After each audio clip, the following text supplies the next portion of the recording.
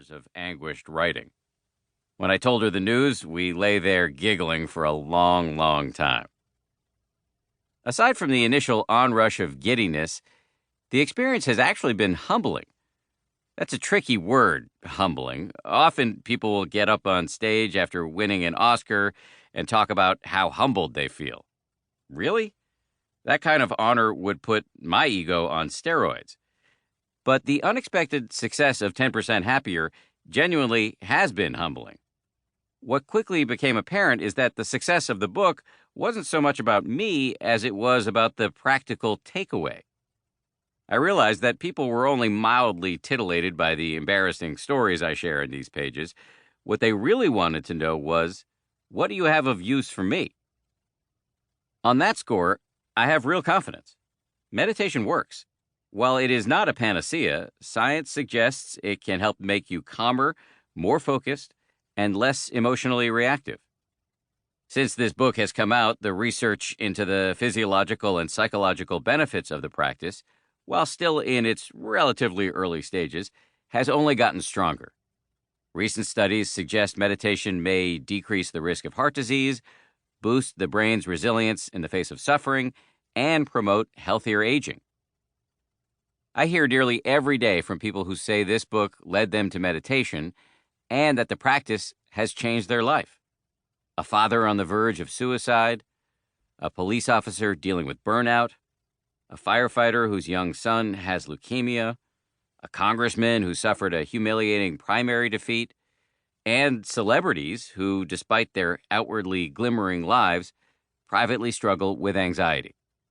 Dramatic anecdotes such as these get attention, but in some ways, it is actually the accumulation of less flashier stories that drives home the impact of the book.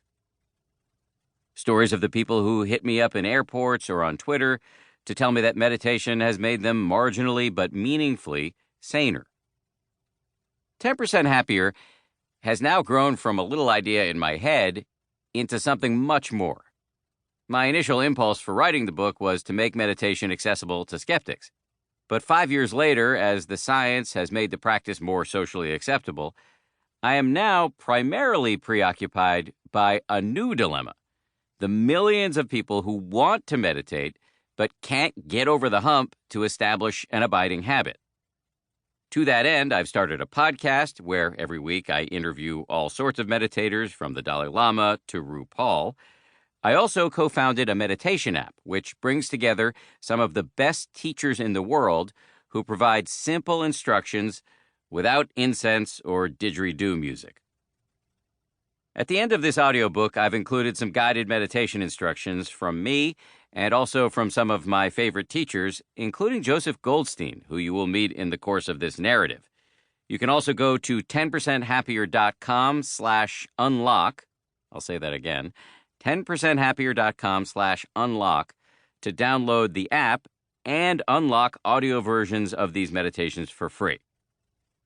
To be clear, meditation isn't a silver bullet. As I record this audiobook, I've now been meditating for 9 years, and I'm still capable of being neurotic, ambitious, and cranky, which is why I like my whole 10% shtick. It sets the bar pretty low. That said, I am significantly happier and nicer than I used to be. Just ask my wife. Actually, don't ask her, because she might tell you about all the embarrassing shit I still do. I've come to believe that the 10%, like any good investment, compounds annually. I designed this book to be an argument dressed up as a memoir. The argument is this: you should meditate. Yes, you can consume the book as a yarn about a TV reporter on a deeply unlikely spiritual quest, but if you are so moved, I urge you to try out the meditation thing.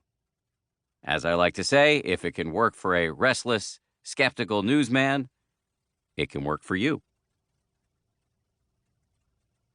Preface. I initially wanted to call this book "The Voice in My Head is an Asshole." However, that title was deemed inappropriate for a man whose day job requires him to abide by FCC decency standards. It's true, though, the voice in my head can be a total pill. I'd venture to guess yours can, too. Most of us are so entranced by the nonstop conversation we're having with ourselves that we aren't even aware we have a voice in our head. I certainly wasn't.